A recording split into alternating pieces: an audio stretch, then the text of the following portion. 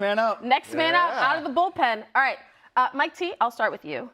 Is Jordan Love a great quarterback? Yes, and he's on the precipice of being elite. When you think about it, he's only 27 years old. He's already started 48 games, and he cleaned up a lot of things we had to see him clean up last year, like his turnovers, cut down on his interceptions. And you go back to that great game in the playoffs last year, he was 24 of 46, 323 yards and 4 touchdowns. And Kmart, you mentioned it. If they get Tucker Kraft back and you have Christian Watson and Matthew Golden, who was the best receiver, in my opinion, in the draft 2 years ago, who is a great route runner, really good player, who plays to his time speed, this should be a tremendous offense. I think Jordan Love is in the prime of his career, and it's the perfect juxtaposition of 27 years old and experienced, and the best is yet to come. Well, he's 1-3 in the postseason. So when you're 1-3 in the postseason, you cannot be a great quarterback. Wait. I'm going to give you the two. Wait, hold on, Chris. Was that his fault in Chicago? Last drive, was that his they fault? did not organize that last 30 seconds properly. They did not organize that. They did not organize that well. And let's not forget the San Francisco game 2 years before that. Last quarter and a half, 3 for 9, 45 yards, and 2 interceptions.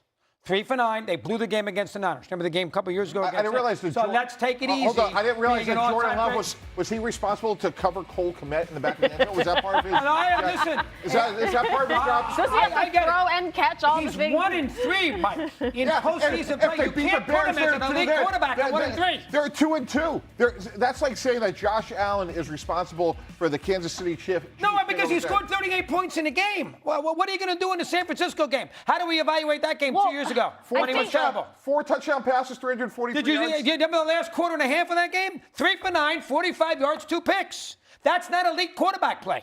I'm surprised at you.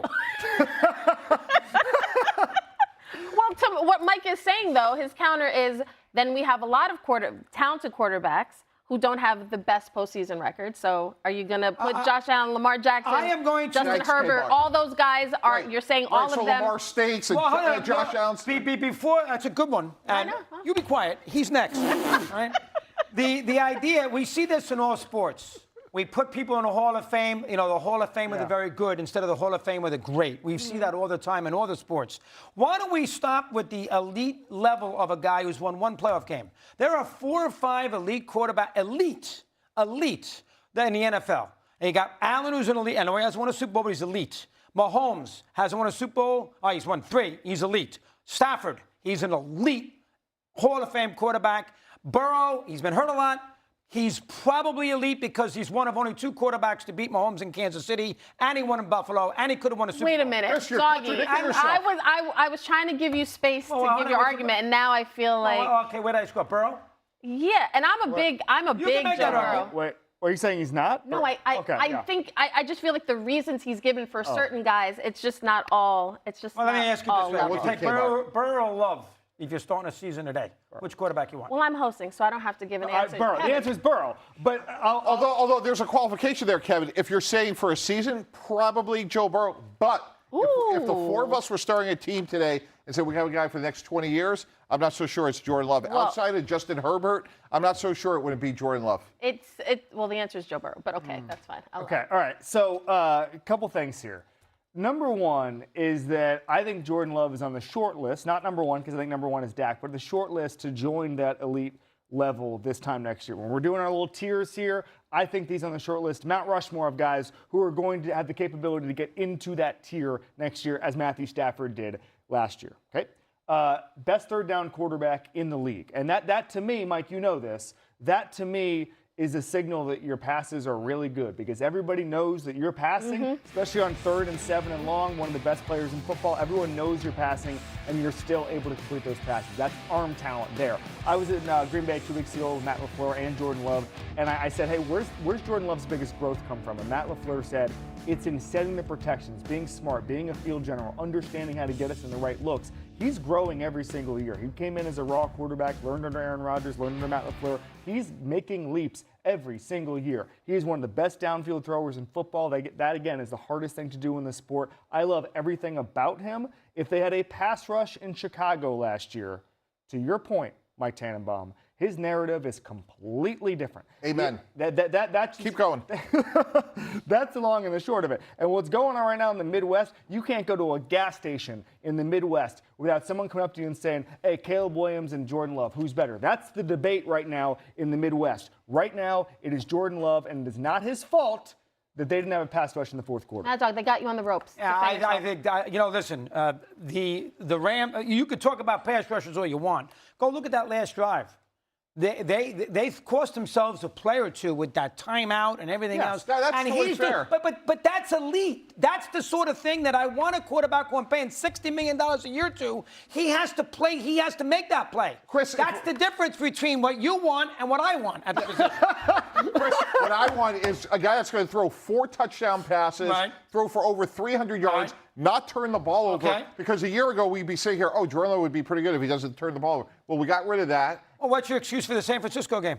That was 2 years ago. Philadelphia. Okay, He didn't play well there either. Okay, on the road against a division rival, he played more than well enough to win the game. That play that Caleb Williams made to Cole Kmet is a generational play that, look, they blew a double coverage. We know that. My point is the job description of the quarterback is to put your team in the end zone. He did that against a division rival in bad conditions. And to me, at 27 years old, given the experience he has, he is not only primed to be a great quarterback today, but he is set up for, to me, at least the next decade. The X factor here on offense is Matthew Golden, their first-round pick from a year ago. Training camp, he was the star, kind of disappeared during the season. He's going to have a more defined role this year. I think that the way they draft and develop in Green Bay is really important. I think that with Tucker Kraft, who's one of the best tight ends in football, he's about to get paid. We're starting to see, as long as Micah Parsons is healthy, that roster getting in its final form, as long as the corners are good enough. All right, we're going to have to leave it there. We do want to transition now to some personal news for us. Bill Rasmussen, the co-founder of ESPN, died this week at 93 due to the effects of Parkinson's disease. Bill, along with his son Scott, pushed through the noise that a 24-hour sports network would never work.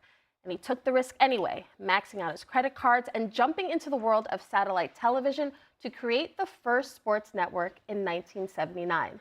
And the rest is sports history, with ESPN marking nearly 47 years of serving sports fans anytime, anywhere.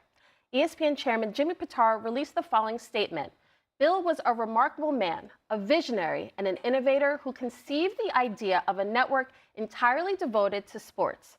Quite simply, none of us would be here today if it wasn't for Bill's passion and all the hard work and entrepreneurial spirit he put into building ESPN in the late 70s. Key aspects of our company culture that still carry on to this day. Now, obviously, Bill changed all of us and the way we sort of consume sports 24/7. I'm curious, how has ESPN sort of played a role for all of you guys? I'll start. This is all I've wanted to do since I was 3 years old. And ESPN existing and the way that it grew in my life gave me a professional goal, gave me a professional purpose. I treated SportsCenter anchors when I was a kid like they were Shaq and Penny. I grew up in Orlando, so that's very high praise. I met Stuart Scott as a kid. I asked Rich Eisen for his autograph at the Super Bowl. I asked for his photo with Steve Levy and Barry Melrose at the NHL All-Star Game. These were my heroes. Without ESPN, I'd be at a bar somewhere in Coral Gables. You don't want to see the path where ESPN never existed for me. So I just, you see it right there. I mean, that was one of the best days of my young life, is being with Stuart Scott and him giving me advice and guidance on what it would take to get in the chair I'm here in right now. So it's as important as anything in my life.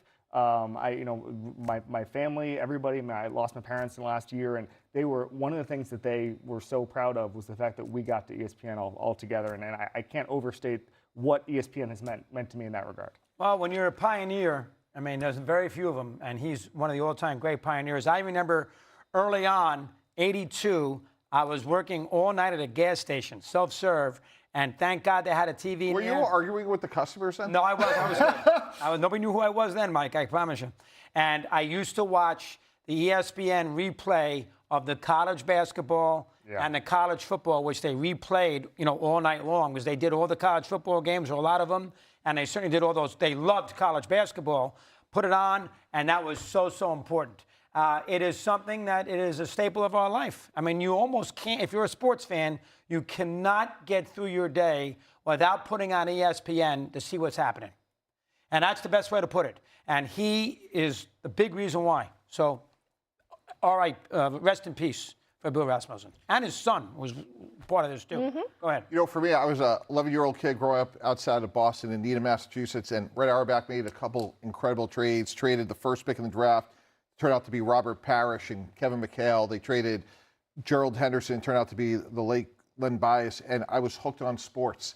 And I used to read the Boston Globe every day, the sports section, and my parents say, you know, at some point you have to get a real job. And all I connected to was watching ESPN and Big Monday nights, you know, Big East. You know, as you mentioned, Chris, there was a lot of college football, college basketball. And for me, like, to have a passion of just living and dying with sports, I don't know what I would have ever turned to if it wasn't for ESPN in the formative years of my life. I would just say there was never a limit to how many times you could watch SportsCenter Yes. replays. Like that, when I think of my childhood or my teen years, I think of sitting and watching SportsCenter on loop. And it didn't matter that you knew exactly what was going to happen in the games. You just did it. The Stan Verretts, the Stuart Scotts, like that's what I think about. And you mentioned your parents no longer being here. I'm a big sports fan because of my dad, who we listened to Mad Dog on the radio together. So this feeling full circle, being at this desk, watching First Take as a kid, all the things, I think ESPN has clearly enriched all of our lives. So we are very thankful to the Rasmussen